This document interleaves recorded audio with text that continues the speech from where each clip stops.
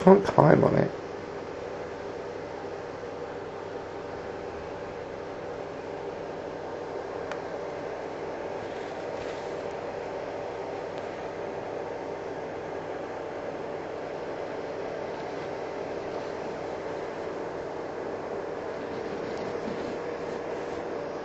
So I don't want this to be lots of talking. This is just Sura, who's a almost 10-month-old female Dumeril boa from Madagascar.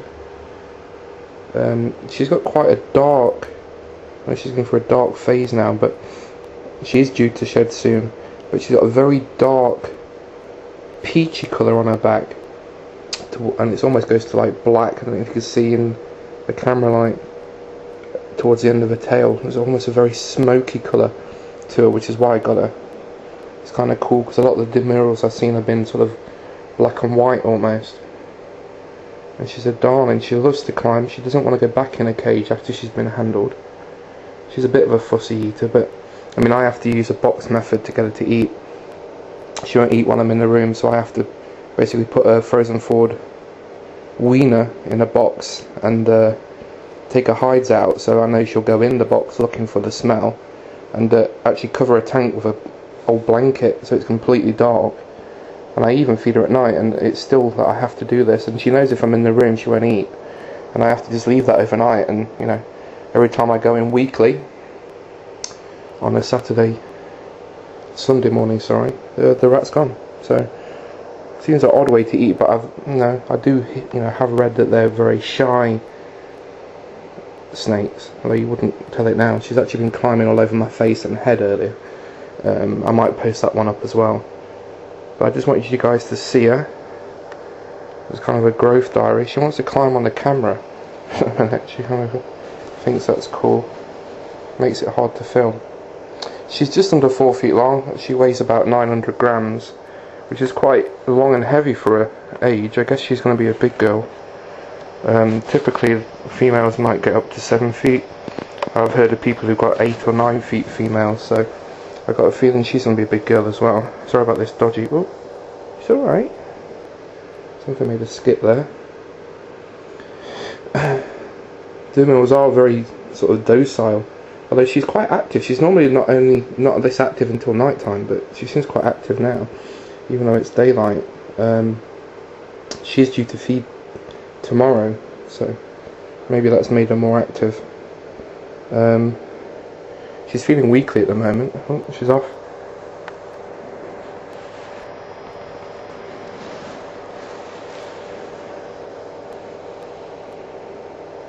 It's kind of a video from my friend Monica, who's got a couple of Dumerils. Just thought you guys might think it's cool. There we go, you can see some of the camera. Obviously, like everybody says as a cliche, doesn't do it justice, but it actually doesn't. Some angles the skin actually has got that reflective kind of sheen that you normally see on Brazilian rainbow boas.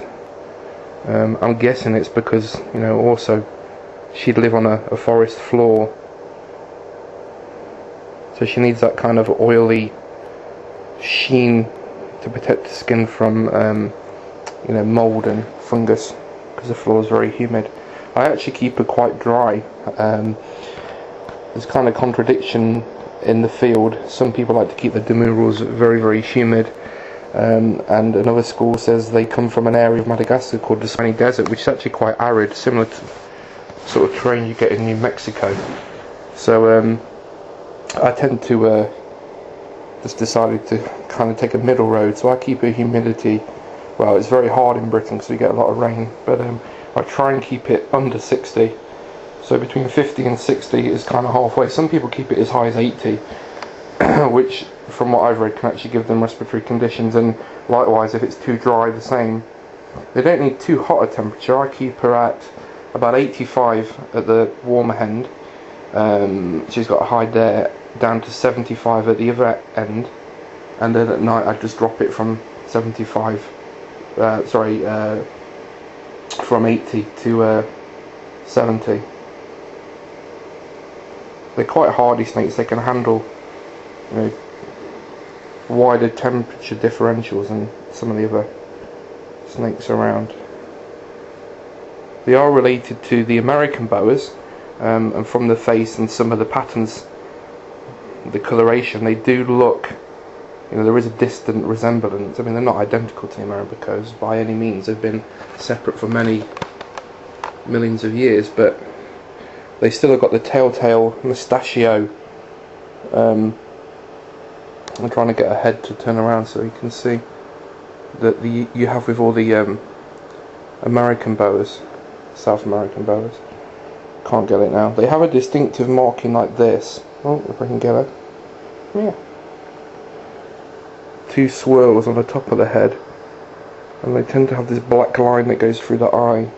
It actually goes right through her eye. Has even got. Yeah, she's trying to climb on the camera again. The side camouflage black stripe actually goes through her eye. Let me just reposition her because it's kind of awkward at the minute. There's the two swirls at the top of the head. Sit still. Everyone's going to be complaining that I need a tripod. I'm actually trying to get. There's the black stripe for her eye. No. Just trying to get on my shirt. She likes to relax, it's warm in there. At least it's clean. She's not head shy, she's just a bit skittish. Come on, Sura. She's getting mardy because she wants to go up the sleeve of my shirt.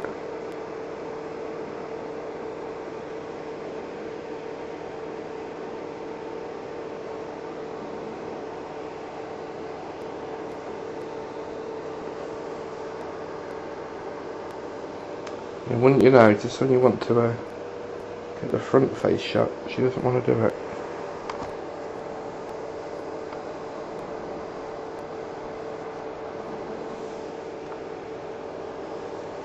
Stay still, damn it. Yeah, there you go, there's the black mustachio, just above her tongue.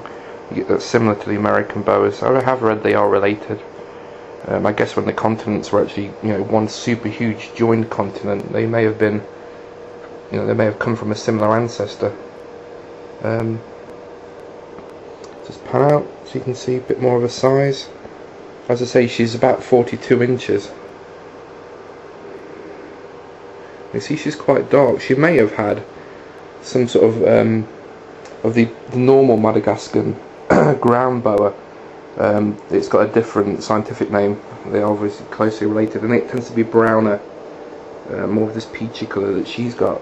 I do think she's in a dark phase because she has got a lot darker than she usually is, and she has shed about 5 weeks ago, so she is due.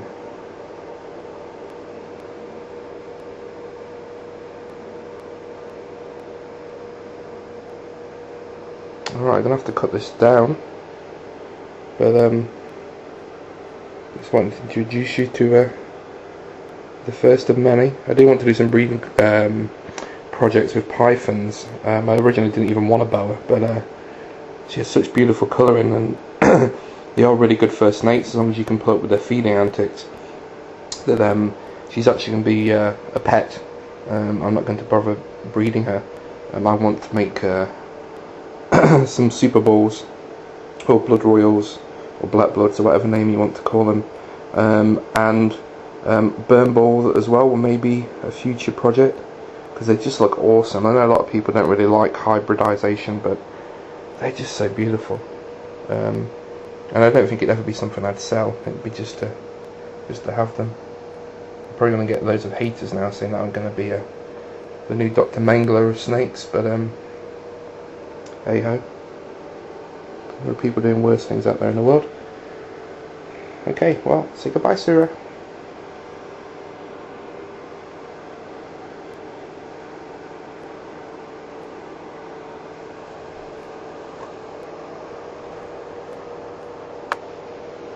She's on the camera. Alright, peace out.